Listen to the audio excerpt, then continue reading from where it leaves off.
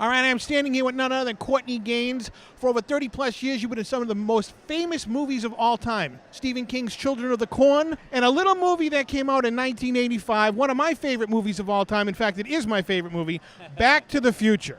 Yeah, that was a little film. It's done all right. That whole trilogy's done all right for themselves. What do you think? Now, you become a cult hero in Back to the Future lore. If it wasn't for your character Dixon interfering with the dance at the Enchantment Under the Sea dance, the whole space-time continuum would have not happened the way it should have happened. That's true, right? Thank God Crispin, manned up and got me out of there, right? Unbelievable. Now, what was it like being cast for Back to the Future? You've already been an established actor. You've been in a handful of movies, but you're now in a Steven Spielberg production. What was that like as a young actor in Hollywood? Well, I mean, I was excited. You knew it was, because it was a Spielberg film and everything, you thought, oh, this will do pretty well. But who had any idea it'd go on to be one of the biggest trilogies of all time, right? So, cool thing to be a part of.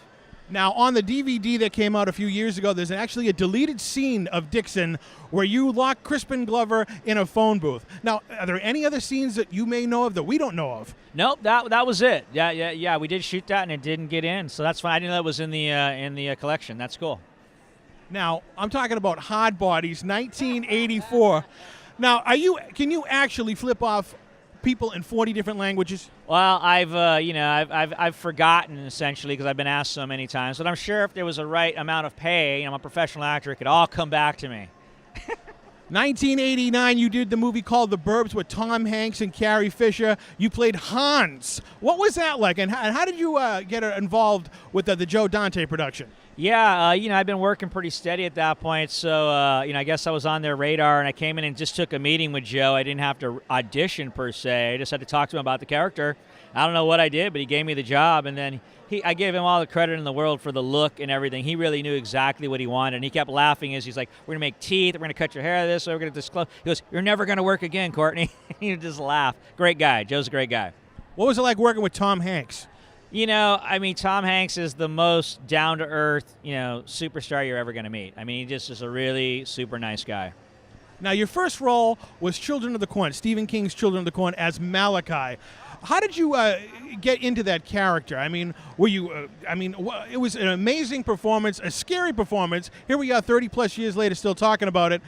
Is that your key role that everybody remembers you from? Yeah, I would say so. I mean, there's certainly others, but I would say that casts the biggest shadow. Yeah. Linda Francis, the casting director, had seen me in a class and became a fan, and that was like the third audition she'd brought me in on. The first couple, one of them I got, then the film folded, so she was just championing me. And when I saw that role, I just thought, no one's gonna beat me out for this thing, and I just went in and took it. Unbelievable. Now, getting back to the Future, were you on set for one day, multiple days, and was your line actually ad-libbed? The line was not ad-libbed, but no, kind of an interesting story as, the fans who are deep into this know that Eric Stoltz was originally cast as Marty McFly, so I was around during that time. So what happened was I was only supposed to work like a week or two, but I ended up being on the show for like 5 weeks. They realized I was getting paid. We told them, the cast agents called and said, hey, you still on payroll, but they were so scrambling that then they finally called and panicked, and we negotiated some deal, but I still get nice residuals from it because of the fact that I ended up being on it for like 5 or 6 weeks, and I was only supposed to be on it for like 10 days maybe. Any crazy Crispin Glover stories on set? No, but I got something kind of interesting. So the first thing I ever did was an AFI film that Crispin was in. There's a whole thing called the Beaver Trilogies that several people have done. But so we're rehearsing the scene. I'm in the schoolyard, in the boys' bathroom, smoking a cigarette. They go, action.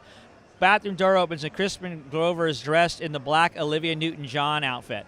That's like the first time I ever met him. He's like, hey guys, how's it going? I'm like, who is this guy? He's like a genius, And so that was the second thing we did, and of course he remembered me from that, from this AFI film we did, which he still says is one of the best things he ever did. Imagine Crispin Glover dressed as Olivia Newton-John.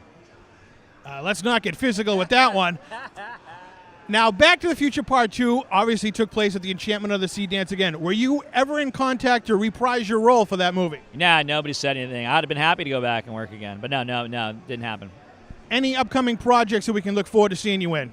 Yeah, the coolest thing is I just did a really good guest lead on Criminal Minds, and the episode comes out on the last Wednesday of October, so October 26th.